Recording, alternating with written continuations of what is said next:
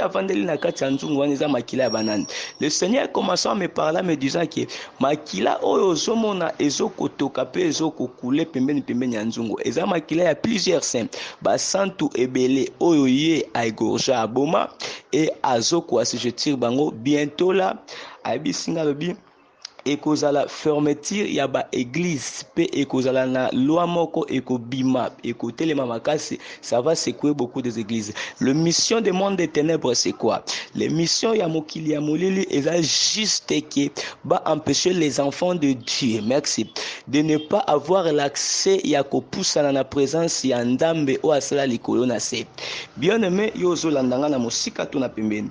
Message na ngai na midi ya lelo eza juste koyebisa yo ke yo oyo ozolanda ngai oza na katikati ya église nosambelaka yo oza serviteur de Dieu oza pasteur.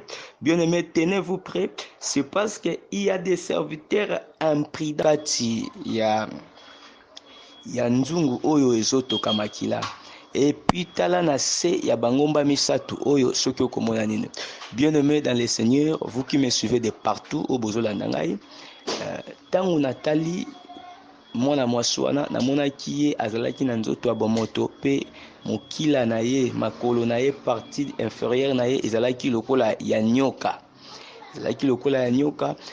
na se ya vision wana kolo koyebisa ngai alobi mwana mwasi ozomona aza grande mère oyo azokomema ba abomination na ces derniers temps na kati ya ba église pe na kati ya ba ensemble.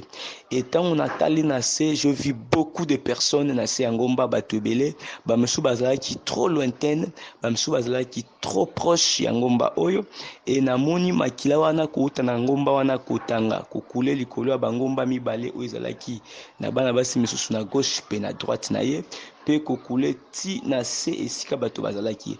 Mais eloko ekamusaki nga eza nini? Namoni bato oyo bazalaki na se ya ngomba wana bazoko adorer pe bazosambela nzambe bazoko adorer na tuni. Mais comment est-ce que bato oyo bazoko sambela nzambe cependant que mwana mwasi oyo yoebisinga ki aza une forme de l'abomination ou azomema abomination na kati ya etonga pe ecclesia ya lelo katikati na mokili oyo et moto azaki pembeni na ngai nazaki komona ete nayoki voix pe mongongo moko bimi yebisi ngai kende pe yebisa bato pendant que nazosambela kolo bandi kotalisa ngai andi koyebisa ngai alobi zwa verset oyo est-ce que botanga te na kati ya makomi na nzambe kolo yebisi ngai zwa verset oyo il y a 2 Rois chapitre 4.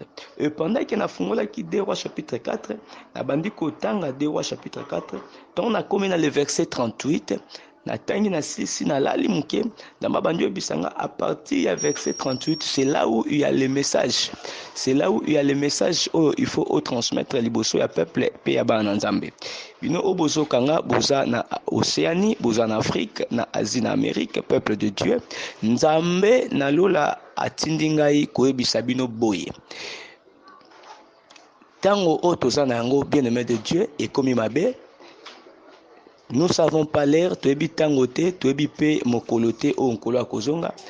Mais koya koyebisa bino que motu nyonso s'apprêter, c'est parce que tokomi ko parcourir moment moko eza très difficile et très fort et en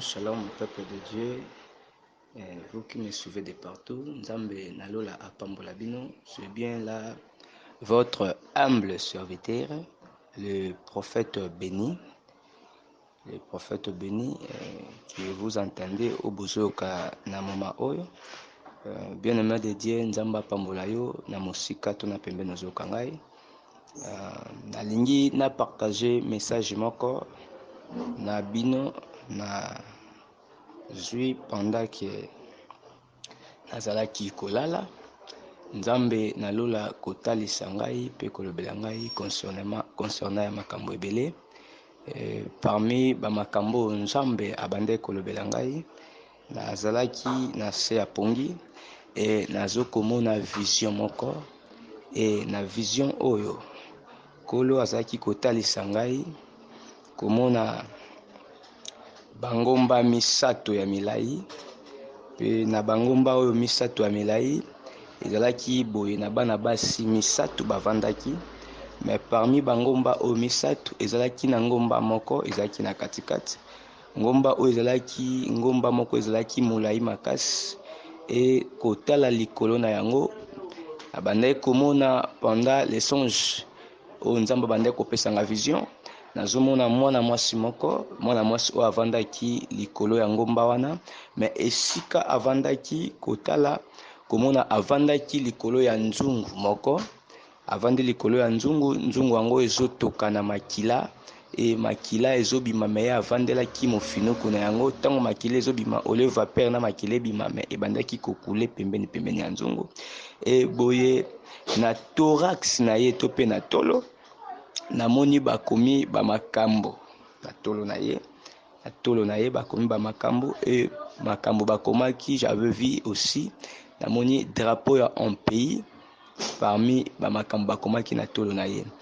Bongo pendant que namoni bamakambo bakomaki nayoki bazoyebisanga balobi tala bien pe zwa message oyo memela baye oyo baza na se na moi, pe lobela bango à travers message oyo enfin que batu oyo ya tango oyo ba yoka pe ba s'apprêter, c'est parce que tango oyo tokomi na yango eza tango ya malamu te.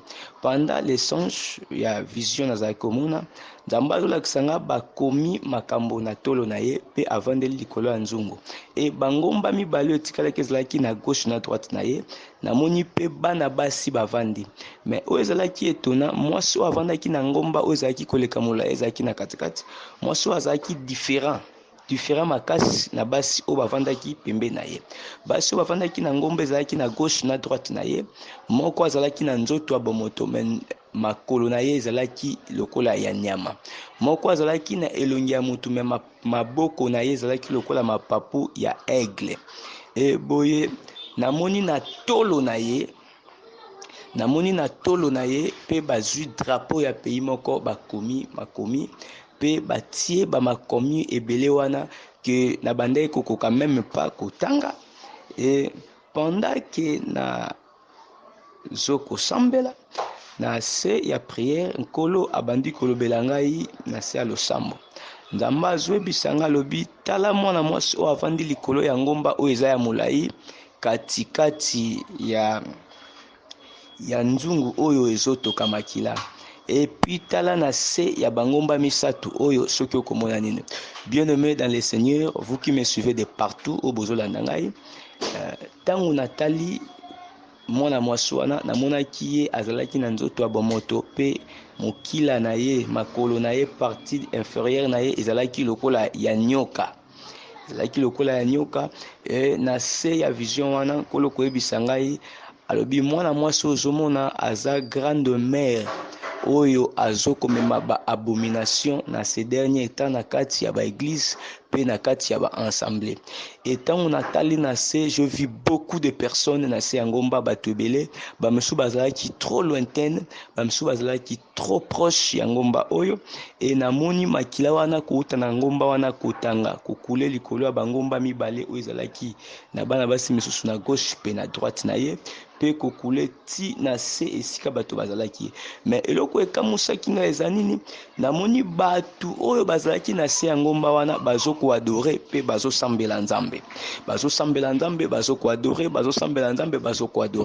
Natuni mais comment est-ce que bato oyo bazoko sambela nzambe cependant que mwana mwasi oyo yebisingaki aza une femme de l'abomination ou azomema abomination na kati ya etonga pe ecclesia ya lelo katikati na mokili oyo.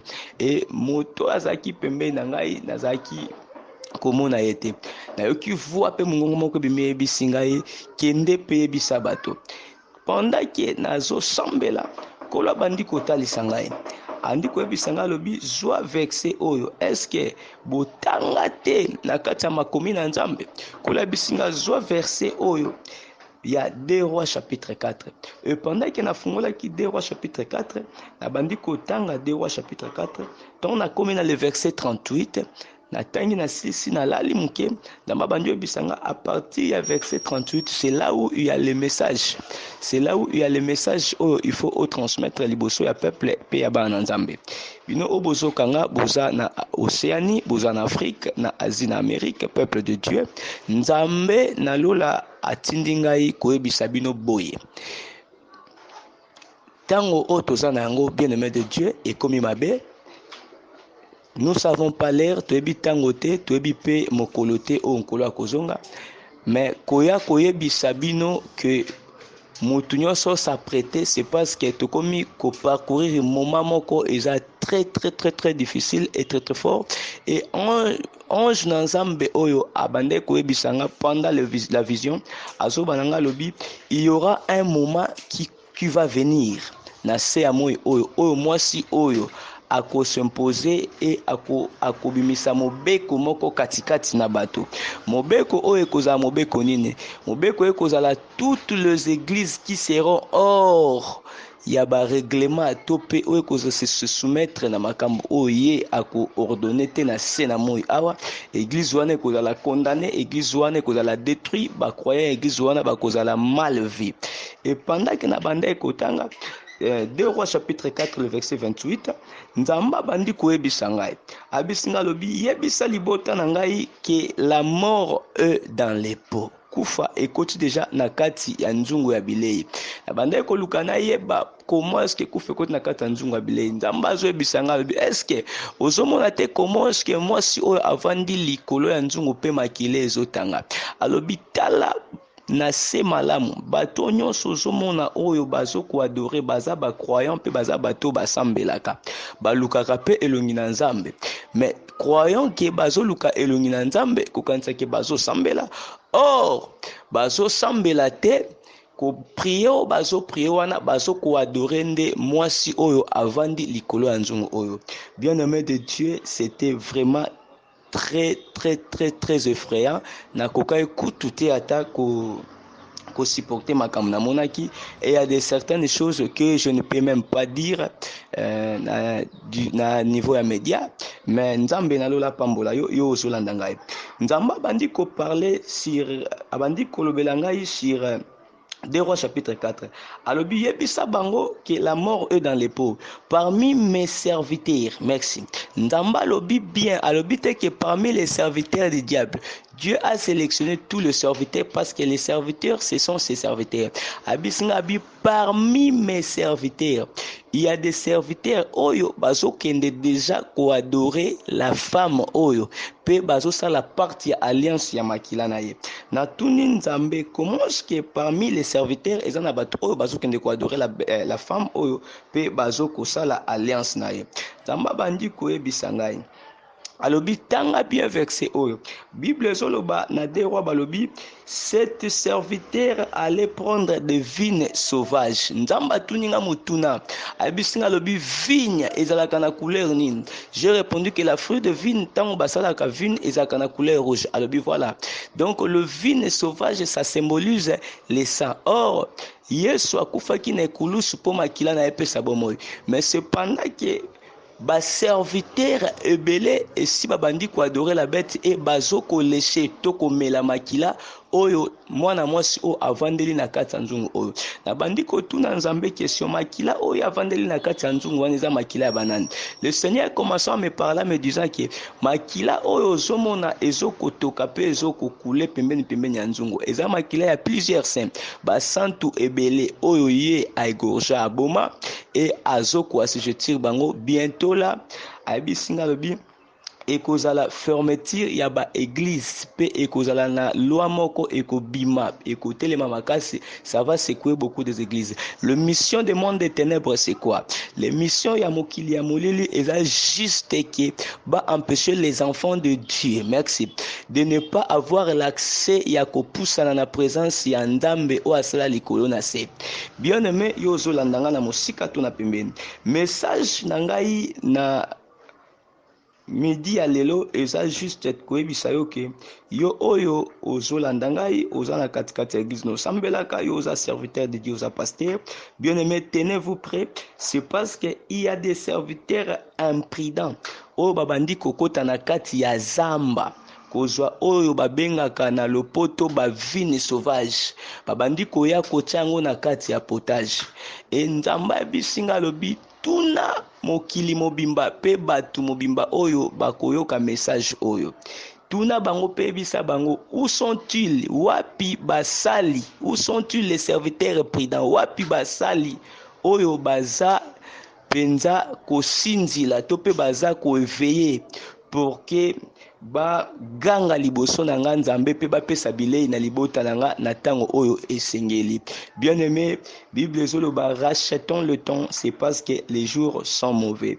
Jésus-Christ revient bientôt. Yo oyo zolanda ngai à partir ya message oyo nazosala, message audio oyo nazosala, papa, maman, ndeko mwasi mobali, serviteur de Dieu, tu me suis de partout, je ne sais pas où est-ce que tu es, et nazo koebisa yo que au se convertir, au se repentir, c'est parce que Jésus-Christ revient bientôt.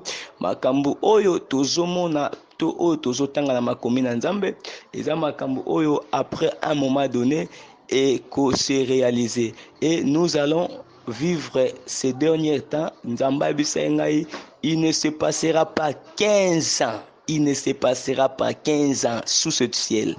Comptez tous en année 2022, il ne se passera pas 15 ans. Il ne se passera pas 15 ans. Il y aura un bruit. Oyo eko annoncer quelque chose par rapport ya ba fermeture ya ba église ebele. Et je nazalaki vraiment na ambition ya koloba mingi, mais na bandi oyo akozana na posa parfois ya ko luka koyeba profondeur pe explication malamu ya message oyo nazo transmettre bino, aoki ko sala effort ya ko rejoindre nga même à partir ya numéro de téléphone, ou soit à rejoindre nga à partir ya chaîne, et que le mieux possible ya ko expliquer. Et pendant que nzamba zo bisanga ba serviteur prudent, Dieu m'a montré plusieurs personnes et plusieurs serviteurs de Dieu. Plusieurs personnes et plusieurs serviteurs de Dieu. Ceux qui se disent prophétesses, ceux qui se disent prophètes, tout ce qui ce soit apôtre, tout. Je vis autant des hommes de Dieu que je ne peux pas citer ici. C'est parce que Nazali Bosso média, mais là où ils sont en train de me suivre. Babi Makambo Basalaka, Babi Pemisalo Basalaka. Ce sont ces gens que tu vois qu'il adore cette femme. Bangonde bazo komema la fausseté na kati ya etonga na Nzambe, et babandi ko affecter même ba église, plusieurs églises o eza ya mike mission na bango eza bakoya na église na yo, ils vont te présenter ce qui est de l'argent, bako présenter eza nyonso, mais sima na yango bako initier pe bako mema yo na nzela ya perdiction. Et Nzamba bisinga bino ba serviteur obotikali. Voilà le message. Ba serviteur obotikali, papa, pasteur, prophète, tout consort, tu n'as jamais touché à quelque chose. Conseil na kopesa yo nzamba bisinga ina bisa ba serviteur nyonso o babanga kaye, restez dans la vérité et bobanga nzambe wana, nzambe na lola aza na biso elongo akozanga te kopambola biso. Message nanga ezalaki juste yango wana, yo oyo olandi message oyo oza mwana nzambe, je te conseillerais de te mettre dans des prières, dans de fortes prières. Et je crois que les jours à venir, j'aurai à bien expliquer et détailler ce message que le Seigneur m'avait montré pendant que nabandai comme on a une vision nase yapongi. Nzambe nalola apambola bino, c'était bien là votre humble serviteur, le prophète béni. Nzambe nalola apambola yo. Si parfois vous aurez à contacter l'homme de Dieu pour savoir que parfois l'explication ou la profondeur de ce que Dieu a montré à son serviteur, mon numéro est plus 243 89 858 76 18. Je répète encore, plus 243 89 858 76. Que le Seigneur Dieu du ciel vous bénisse et qu'il vous comble de grâce, vous donne la force de prier et de demeurer chaque fois dans sa présence. Bien-aimés de Dieu, nous devons se tenir dans la prière, c'est parce que le temps et le moment où nous sommes et le temps de la puissance de l'ennemi. C'est pourquoi est-ce que Jésus dit, veillez et priez. Que le Seigneur vous bénisse.